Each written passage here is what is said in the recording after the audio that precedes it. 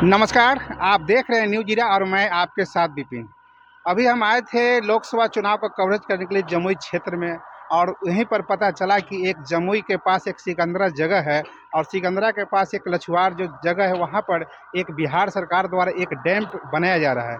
हम बता दें कि ये करीब 500 करोड़ से ऊपर का जिसमें हम आपको दिखाना चाह रहे हैं कि यहाँ पर है जो काम यहाँ पर ऑलरेडी लगा हुआ है और यहाँ पर हम कैमरामैन से दिखाना चाहेंगे कि यहाँ पर देख सकते हैं कि एक काम है जो काफ़ी तेज़ गति से हो रही है। लेकिन यहाँ पर हम कुछ कमी आपको दिखाने का प्रयास करते हैं कि 3 मजदूर जो वहाँ पर देख रहे हैं कि ऑलरेडी वहाँ पर ढलैया हो रही है, ये हाइट है जो काफ़ी हाइट है और वहाँ पर आप देख सकते हैं कि वो लोग के पास ना हेमलेट की व्यवस्था की गई है, ना उनके पास कोई सुरक्षा की व्यवस्था की गई है।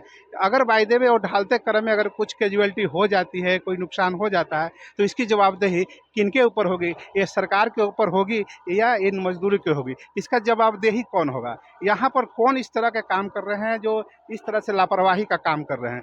दूसरी चीज़ ये जो प्रोजेक्ट है कितने दिनों से बना है, कुछ यहाँ पर आस-पास के लोग यहाँ पर मौजूद हैं, हम उनसे बात करने का प्रयास करते हैं। ये प्रोजेक्ट कितना का है और कब से? क्या नाम हुआ आपका? राजकुमार सिंह। आप यहीं के हैं? हाँ, बगल के गांव है, 10 किलोमीटर की दूरी पे महादेव सिमरिया वहाँ पे। ये जो डैम बन रहा है कब से बन रहा है? हम तो देख रहे हैं 5-6-7 साल से बन ही रहा है। क्या इसका मुख्य कारण क्या है, मतलब डैम यहाँ बनाने का रीज़न इस क्या है? सिंचाई की व्यवस्था के लिए पटवन का पहले भी यहाँ छोटा-मोटा डैम था, उसको तोड़ के बड़ा बनाया जा रहा है पटवन के लिए।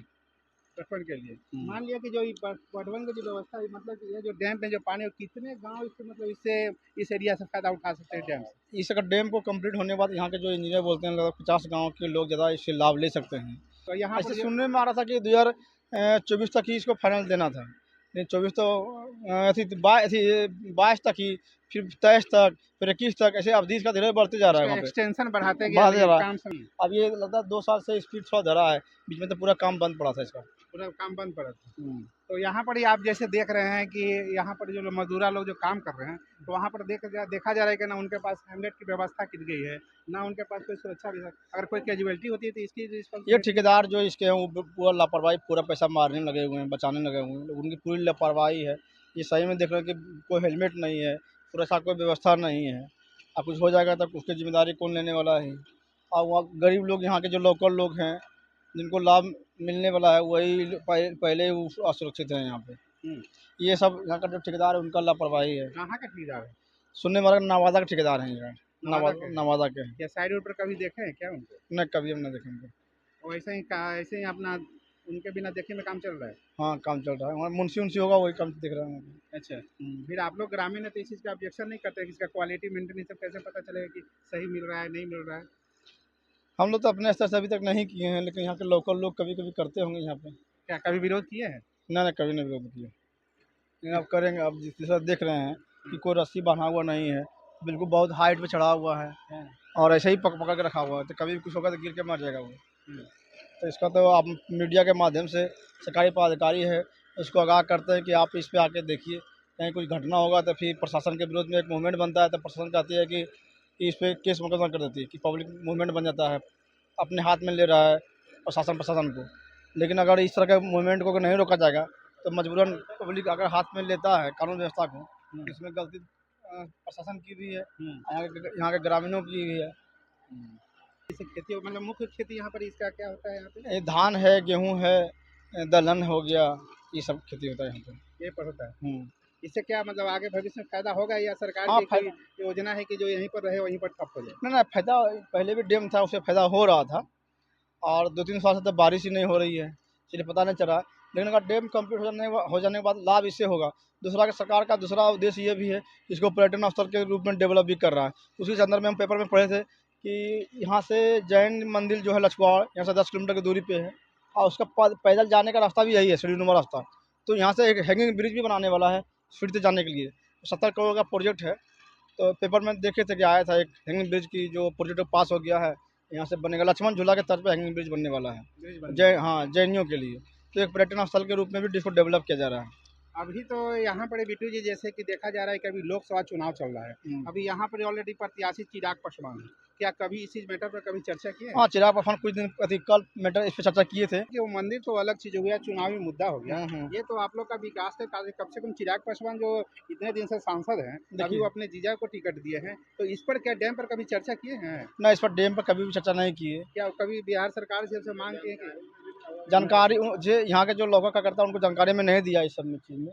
मतलब लेकिन वहाँ के सांसद बिना सांसद को जानकारी के या डेवलपमेंट का काम हो रहा है ना, बिहार सरकार का भी, लेकिन सांसद जानकारी होगा, लेकिन कई मीडिया में ये बात इसके बारे में नहीं बोले, इसकी खामियों के बारे में, चाहे इसके बारे में जानकारी उनको ऐसा कुछ तो हमको नहीं पता चला कि जैसे कभी दिए। चिराग पासवान तो देखा जा रहा है कि यहाँ पर बहुत बड़े बड़े नेता लोग आ रहे हैं चुनाव प्रचार करने के लिए, तो आप लोग के चुनाव प्रचार में चिराग पासवान से बात नहीं होती है? ना, चिराग पासवान से बात नहीं होती, उनके कार्यकर्ता से बात होती है।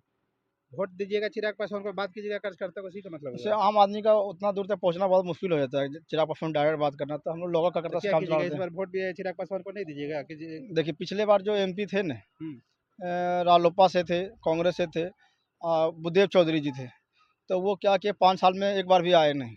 तो चिराग पासवान उसके बाद आए वहाँ पे, तो ये कम कम से कम आ रहे हैं काफ़ी ज़्यादा। हम्म।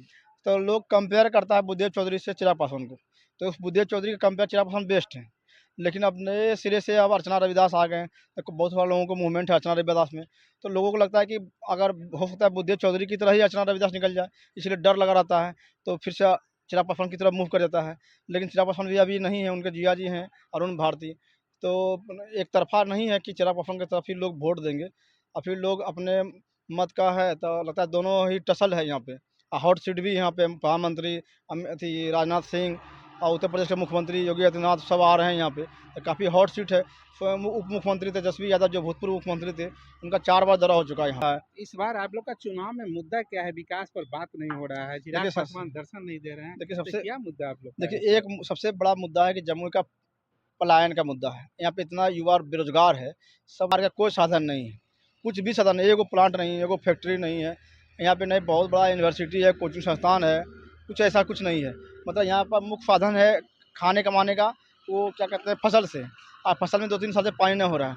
लेकिन जितना भी नेता हैं, चिराग पासवान जी भी हैं, तो 10 साल में रोजगार की बात इन्होंने कभी नहीं किया।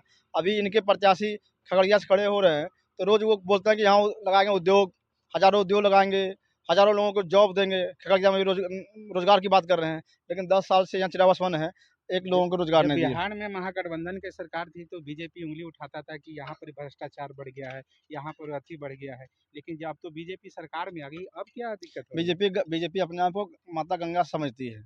अगर उसमें डुबकी लगाइएगा तो आप पाक साख हैं भ्रष्टाचार में, किसी भी चीज़ के मुद्दा में अगर फँसे हुए हैं या कोई दोषी आप हैं, तो आप उसमें एक बार डुबकी लगाइएगा तो आप पूरा पाप खत्म हो जाता है उसमें बीजेपी में। अच्छा, इस डैम पर क्या लग रहा है कि आपको लग रहा है कि अब काम ये मेरा मान लीजिए 7 साल से आप लोग इंतजार कर रहे हैं कि डैम बन जाएगा, यहाँ पर पर्यटक स्थल बनेगा, बहुत लोग आएंगे हम लोग घूमेंगे इसी से खुशी हैं कि यहाँ का पर्यटन स्थल बनेगा, लेकिन अभी के लोकल लोग अगर इस पे ध्यान नहीं देंगे, तो बाहर के जो ठेकेदार है जैसे-तैसे काम करा के चला जाएँगे।